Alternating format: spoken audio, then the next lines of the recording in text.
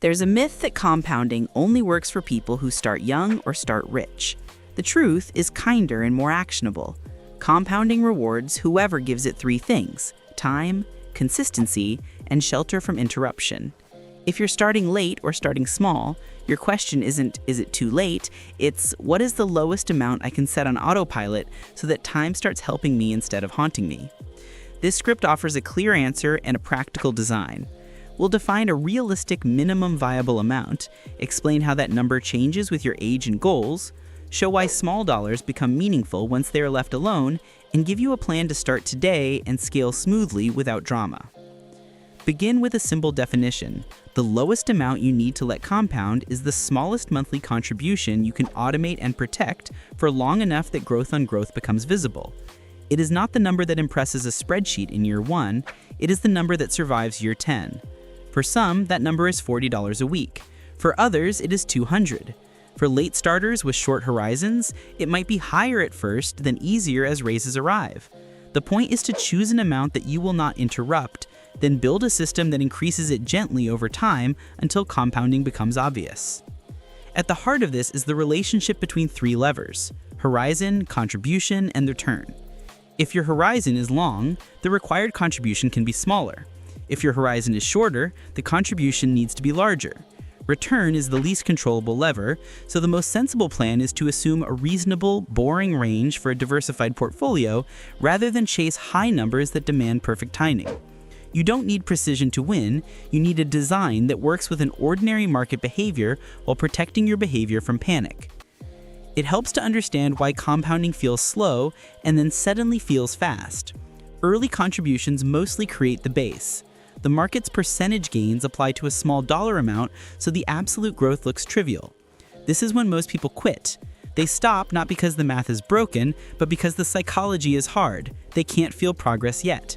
Somewhere after a few consistent years, the base grows large enough that a typical market year produces growth larger than a few months of contributions.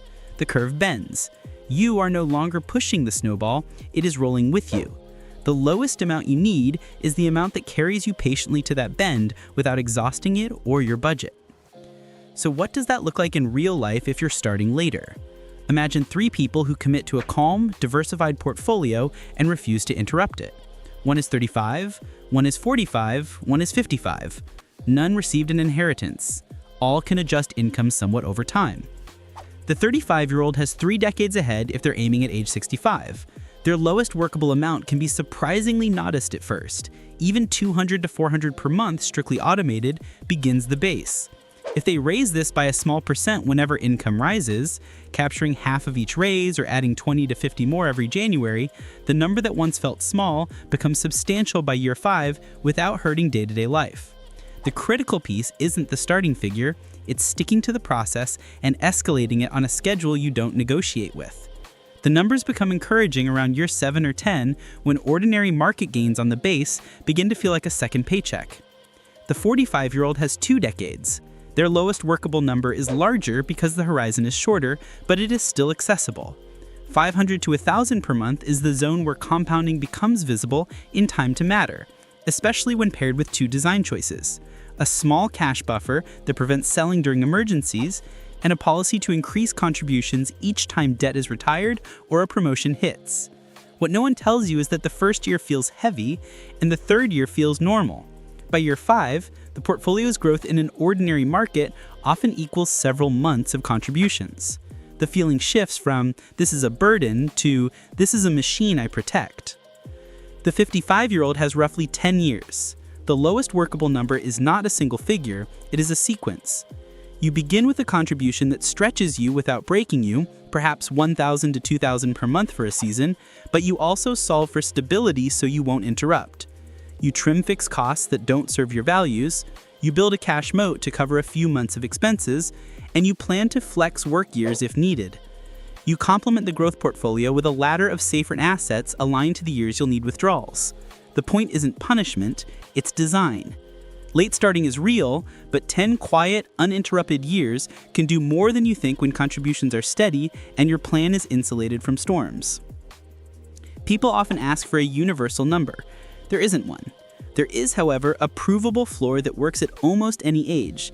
the smallest amount you can set and forget today that you will not take back during the first market correction. For many households, that floor is about 10% of take-home pay initially, rising toward 15 or 20% as income grows.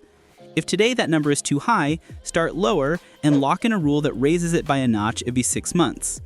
The lever that matters is not bravado on day one, it is consistency and escalation.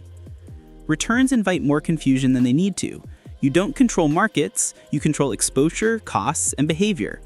A broadly diversified low-cost index portfolio has delivered positive long-term results across many decades and countries, with storms in between.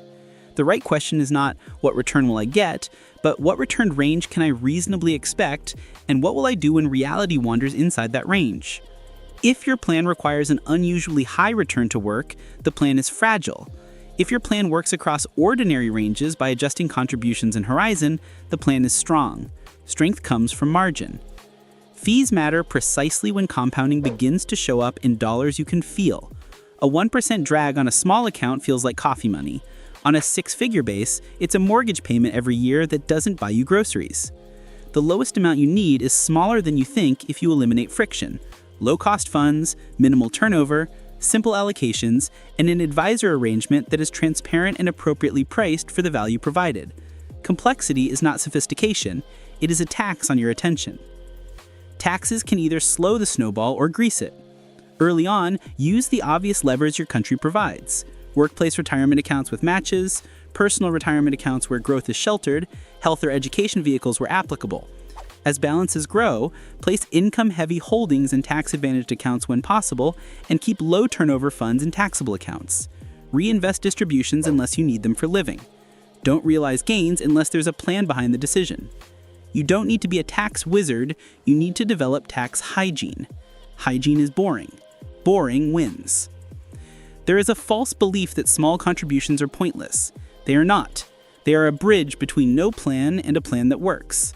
They buy you time to build earning power. They create identity evidence like, I am the kind of person who invests every payday. That identity makes later larger contributions easier because you are not inventing a new behavior. You are enlarging an old one.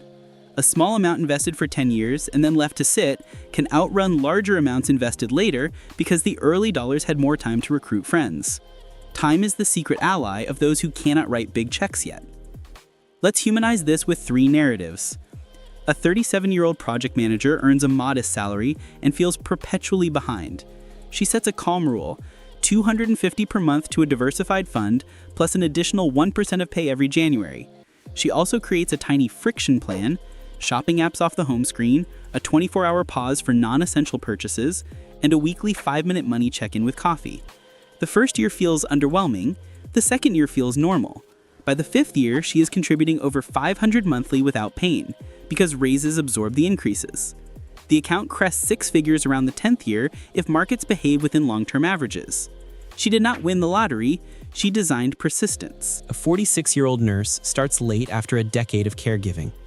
She and her partner list fixed costs, renegotiate a few bills, and redirect $800 a month to investments, plus whatever overtime brings quarterly. They also build a $12,000 cash moat so emergencies don't eat their plan. When markets fall in year 2, they rebalance by calendar, not headlines. By year 7, the portfolio's ordinary growth in good years often equals what they add. The lowest amount that once felt like a stretch now feels like a bill they are glad to pay, because it funds a future where options exist. The system did the heavy lifting. Their main job was not interrupting it. A 57-year-old consultant fears it's too late. He chooses a 2-part design. Part 1 is a heavy, time-limited push, $1,500 a month for 5 years, plus directing irregular bonuses as they come. Part 2 is a safety net, a dedicated cash reserve and a bond ladder that will cover the first 2 years of planned withdrawals when he scales back. This allows his growth portfolio to stay invested through inevitable storms. He doesn't chase return, he protects behavior. At 62, he has a base large enough that even a conservative withdrawal rate combined with part-time consulting buys him a work-optional life.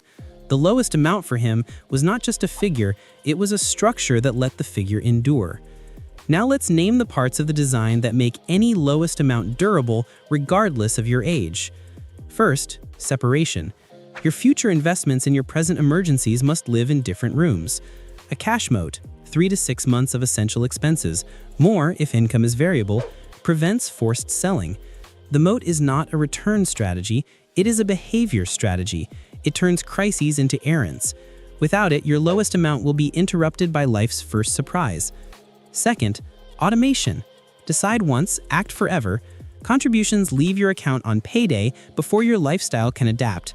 Reinvest distributions automatically. Rebalance on a simple schedule rather than as a reaction to noise. Automation is not about laziness, it is about removing temptation. The lowest amount that is automated is higher than a higher amount you keep meaning to transfer manually. Third, escalation. The magic of small beginnings is the promise that they get bigger without pain. Write down a rule that raises contributions at set times, capture half of every raise, add a fixed dollar amount each January, increase by 1% of pay every 6 months. These tiny gears turn your lowest amount into a serious amount without a single heroic month. Momentum is a habit, not a mood. Fourth, simplicity. A simple portfolio, 1 or 2 broad equity funds and an appropriate ballast, outperforms the complex one for most investors because it reduces decisions. Decisions are where mistakes enter. If you can sketch your plan on a napkin and explain it to a friend without apologizing, you're on the right path. The lowest amount should be going into the easiest structure to maintain, not the most exciting one to discuss. Fifth, attention hygiene. Your plan will not survive a daily diet of sensational headlines. Curate what you read. Replace most market news with your one-page plan. Check accounts on your schedule, not your phone's schedule. If you crave novelty, place it in your career or hobbies, not your portfolio. Compounding is allergic to fiddling. Sixth, income power.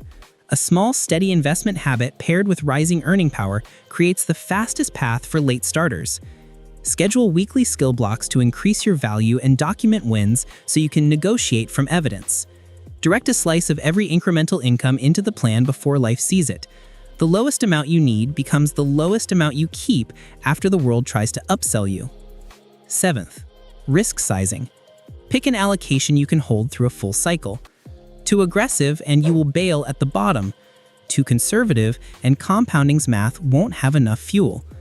If you're close to needing withdrawals, pair your growth assets with safe layers dedicated to known expenses for the first few years. This keeps market storms from becoming plan killers. Eighth, tax hygiene. Use the accounts that shelter growth and reduce drag. Place assets thoughtfully. Harvest losses only when it supports the plan, not as a hobby. File on time and keep records simple. You do not need cleverness. You need consistency.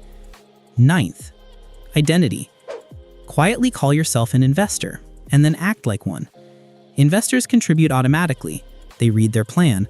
They're bored by drama. They measure success in kept promises rather than in outperforming a neighbor. When your identity aligns with your design, your lowest amount becomes your normal amount, and normal is where compounding shines. There's also the question of what to do if your life has seasons of uneven cash flow or heavy obligations. In those seasons, treat your plan like a spine with flexible ribs. Keep the contribution skeleton intact at the smallest level you can maintain. Add temporary ribs when money arrives, a one-off project, a bonus, a tax refund, and direct a predetermined slice to your portfolio. When things tighten, reduce the extra but protect the base. The habit you are guarding is not a big number. It is never zero. Never zero is how you stay in the game long enough for the base to help you. Let's address a final doubt. What if I start and a bear market arrives? That is normal. Markets fall on schedule only in textbooks. In real life, they fall when you've just built courage. The plan for this is to write down, in calm weather, exactly what you will do in storms. Perhaps you rebalance twice a year regardless of headlines. Perhaps you add a little extra when your allocation drifts beyond a set band. Perhaps you do nothing but keep contributing and reread a paragraph you wrote to your future panicked self. The lowest amount you need survives precisely because you decided how to behave in advance. When will you feel the switch flip? It varies. For many, the first years feel like slog, then a year arrives where the portfolio's growth equals a few months of contributions. The next year, growth surpasses what you add. The year after that, it does it again. That is when the phrase "let it compound" stops being a platitude and becomes something you can see. You won't celebrate by doing more. You'll protect it by staying the course. So what is the lowest amount you need to let compound, even if you're starting late? It is the smallest contribution you can automate today and promise not to interrupt, paired with a rule that raises it gently every 6 to 12 months, housed in a simple, low-cost portfolio, protected by a cash moat and a one-page plan you actually read. For a 30-something with decades to go, that lowest amount might be a few hundred a month. For a 40-something, it may need to start closer to the high hundreds and scale. For a 50-something, it may begin in the four figures for a while, then ease. In each case, the difference between too late and this works is not a magic return, it is an environment that lets time do what it always does when we stop interrupting it. You do not need a perfect past to have a powerful future. You need a decision that survives your next bad day and your next good raise. You need rails that carry your money where your values already live. You need a quiet cadence you can keep when no one is clapping. Start where you are. Set the smallest automatic contribution you feel honest. Build the moat that keeps you from rating it. Raise the number on a schedule you do not negotiate with. Keep the portfolio simple and your attention cleaner than your feed. In a few years, you will feel the machine you built begin to help build itself. From the outside, it will look like luck. From the inside, it will feel like relief.